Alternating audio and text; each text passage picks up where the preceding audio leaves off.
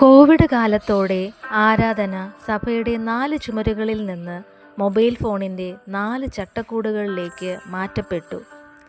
ഇതാ അത്തരമൊരു ഓൺലൈൻ ആരാധന നിങ്ങൾക്ക് മുൻപിൽ, ഒരു കപട ആരാധന.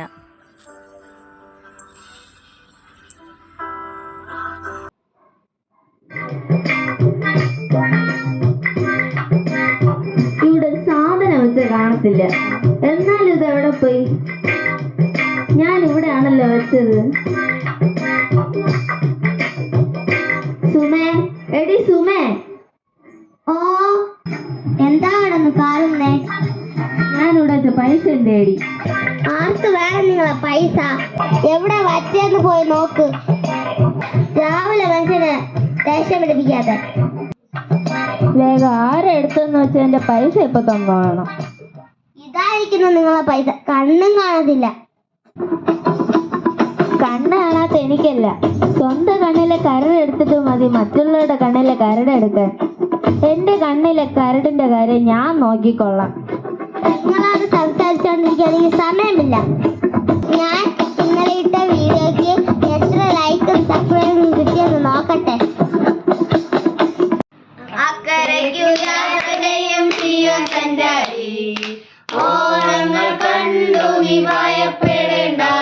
ഒന്ന് നിർത്തുന്നുണ്ടോ? കുറെ നേരമായി രണ്ടുപേര്. സുമേ, നീ ഇരിക്ക്. നെറ്റ് കണക്റ്റായി. ആരാധന തുടങ്ങി.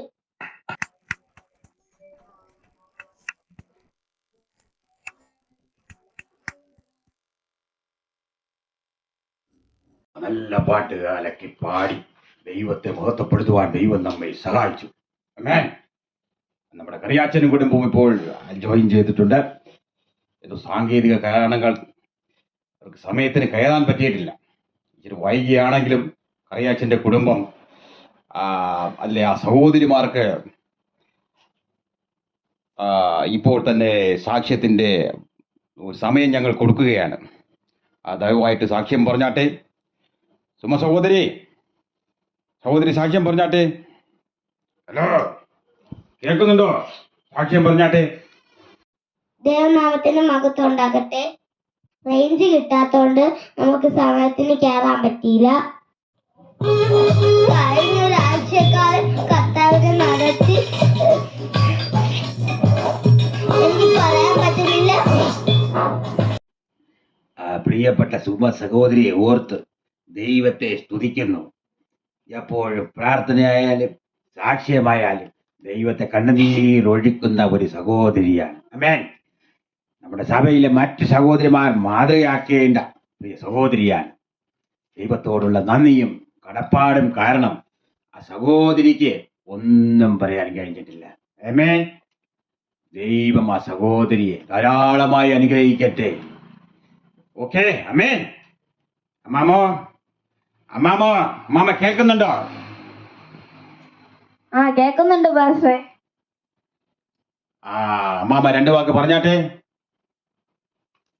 പ്രിയപ്പെട്ട ദൈവമക്കളെ, നമ്മുടെ സഭയിലെ ഒരു മുതിർന്ന സഹോദരി എന്ന നിലയിൽ എനിക്ക് നിങ്ങളോട് ചിലത് പറയാനുണ്ട്. ഞങ്ങൾ സഹോദരിമാർ കുടുംബത്തിന്റെ വിളക്കായിരിക്കണം, സമാധാനം ഉണ്ടാക്കുന്നവരായിരിക്കണം. നമ്മുടെ വാക്കുകളും പ്രവൃത്തികളും എല്ലാം വളരെ താഴ്മയുള്ളതായിരിക്കണം. നാം നന്നായാൽ കുടുംബം നന്നാകും, കുടുംബം നന്നായാൽ സഭയും നന്നാകും. ഞാനും എൻ്റെ മരുമകളും ഇങ്ങനെയാണ് ജീവിക്കുന്നത്. ഇത്രയും പറഞ്ഞുകൊണ്ട് ഞാൻ എൻ്റെ വാക്കുകൾ നിർത്തുന്നു. ദൈവം നമ്മെ അനുഗ്രഹിക്കുമാറാകട്ടെ. ആമേൻ.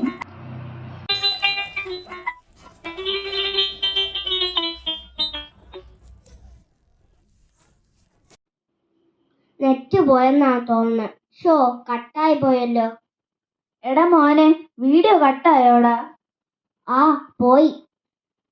എടി കുട്ടിപ്പിശാചേ, എന്തടി ഇതാ വരണടി? എന്റെ ദൈവമേ.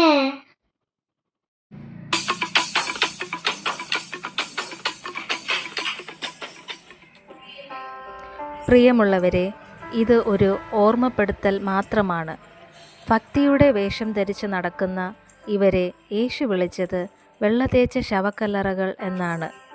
അവ പുറമേ മനോഹരമെങ്കിലും അകത്ത് മരിച്ചവരുടെ അസ്ഥികളും സകലവിധ അശുദ്ധിയും നിറഞ്ഞിരിക്കുന്നു. പ്രഹസനങ്ങളുടെ ചട്ടക്കൂടിൽ നിന്ന് പുറത്തു വരാൻ ദൈവം നമ്മെ സഹായിക്കുമാറാകട്ടെ. ആമേൻ.